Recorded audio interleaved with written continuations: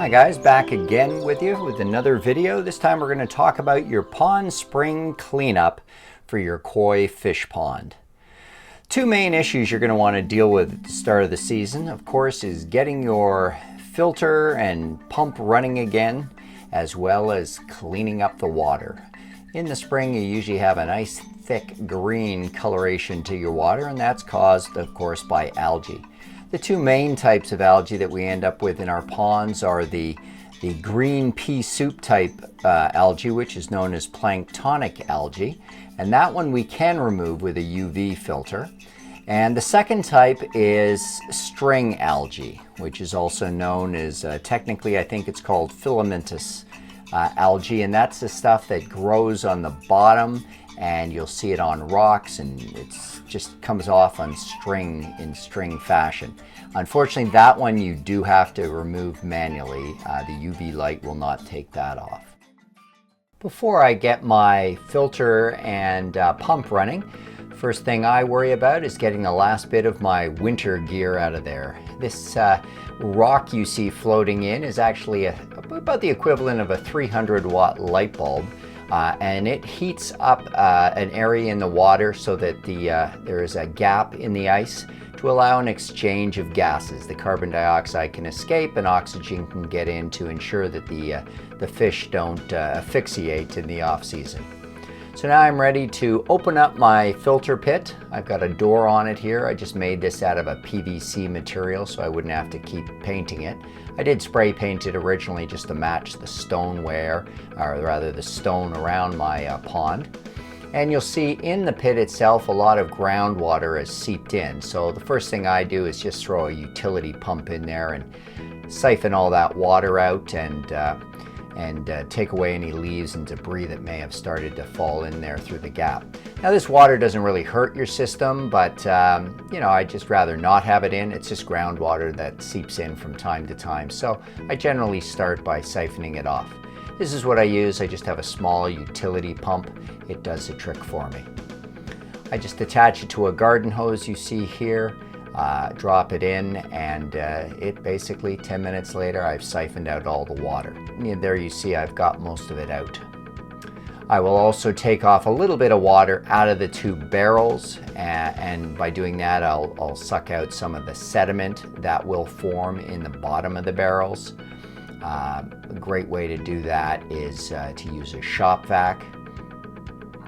You see mine here. I use this has an 8-gallon or 37-liter capacity, and it's a great tool to have just for my pond maintenance.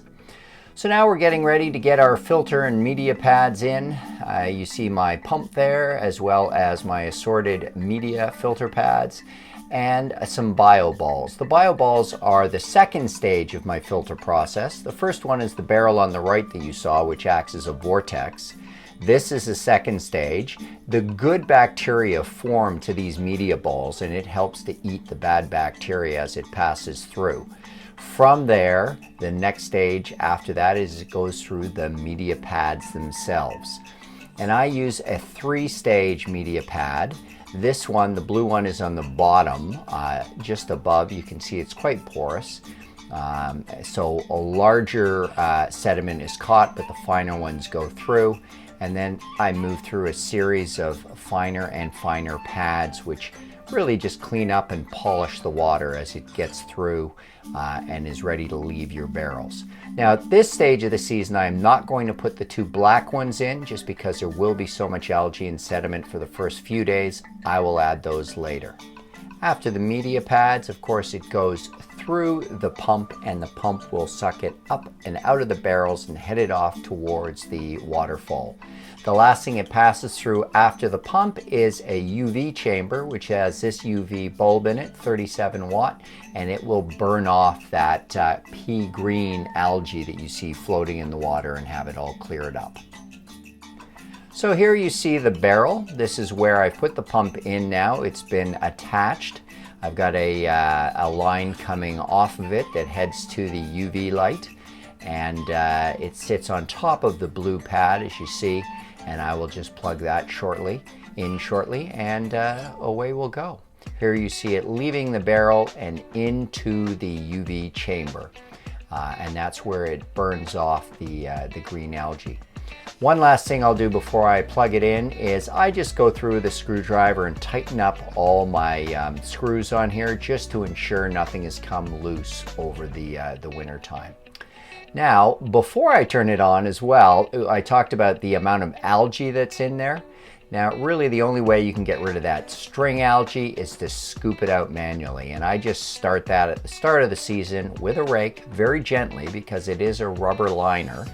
But I will gently just take it right down to the bottom. I have a depth of about 4 feet here at my deepest part. And I will just start pulling up as much of that green string algae as I can and throwing it into a barrel. It just gives a good head start to the filter system rather than make it try and fight and grab it through the pads, which it will do.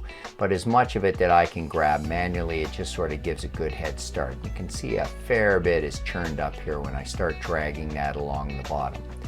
So I just scoop it up and throw it into a barrel. It's all ready for your compost bin. Okay, we're now about ready to plug in the pump and get the filtration process working. A couple more steps I'll take you through once you plug it in, but this video is getting a little long, so what I'm going to do is continue this on part 2 in my next video.